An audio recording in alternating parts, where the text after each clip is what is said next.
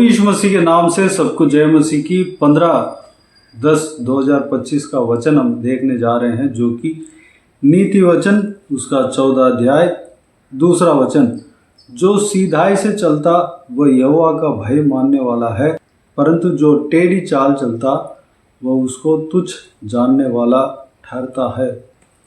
मेरे प्रियो, परमेश्वर हमेशा सीधा मार्ग को ही अपनाने के लिए कहता है, क्योंकि वह स्वयं धर्मी परमेश्वर है।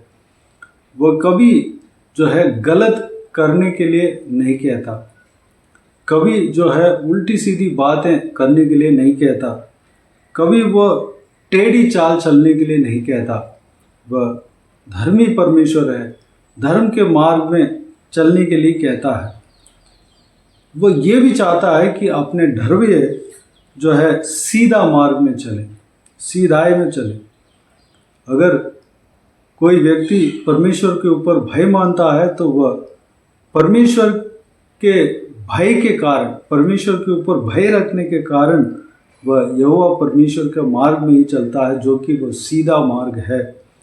मेरे प्रियो, अगर हम परमेश्वर का भय मानते हैं, यहोवा परमेश्वर का भय मानते हैं, तो हम सीधी चाल चलना है, सीधा मार्ग में चलना है। अगर हम टेढ़ी चाल चलेंगे तो यहोवा परमेश्वर को तुच्छ जानेंगे। इस बात को हमें जानना है, समझना है। अगर हम सीधा चाल चलने में लापरवाही करेंगे तो हम यहोवा परमेश्वर को तुच्छ जानते हैं। टेढ़ी चाल चलेंगे तो यहोवा परमेश्वर को तुच्छ जानते हैं। मेरे प्रियो, यहोवा परमेश्वर आदर के योग्य है, महिमा के योग्य है। उनका नाम को तुच्छ नहीं जानना चाहिए, उनका नाम को बदनाम नहीं करना चाहिए, उनका नाम को कम नहीं करना चाहिए, उनका नाम को ऊंचा उठाना हमारे काम है। उसके लिए हमें सीधे चाल चलना चाहिए, टेढ़ी चाल नहीं चलना चाहिए। अगर हम टेढ़ी चाल चलेंगे, अधर्म के काम करेंगे, हम शॉर्टकट को अपनाएंगे, अगर हम परमेश्वर का वचन के खिलाफ चलने लगेंगे, अपने आप को विश्वासी कहकर परमेश्वर के खिलाफ की बातों को अगर हम करेंगे, तो हम यहोवा परमेश्वर को तुच्छ जानेंगे।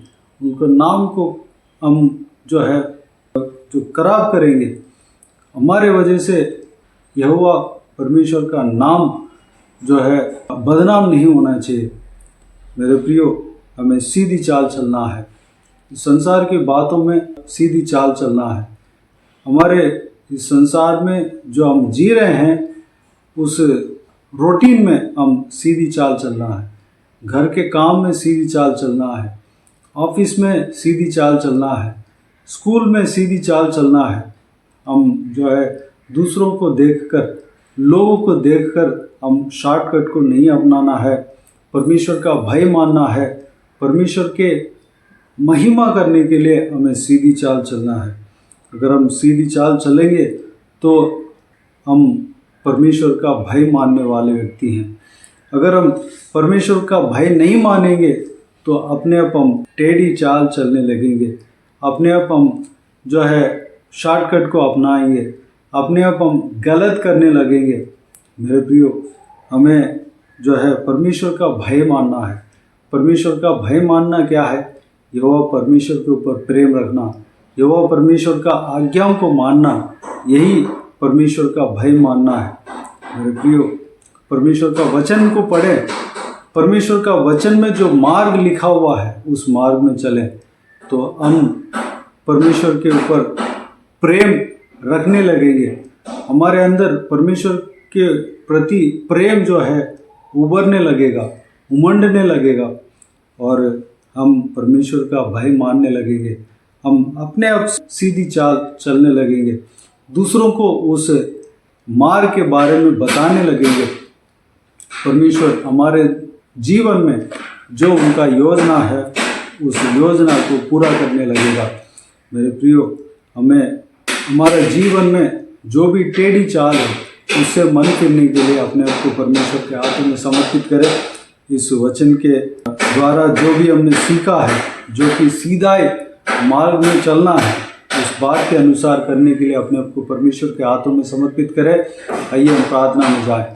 प्यारे पिता दयालु परमेश्वर, आपको धन्यवाद देता हूँ आज के इस आपके सुंदर वचन के लिए आपको धन्यवाद देता हूँ परमेश्वर।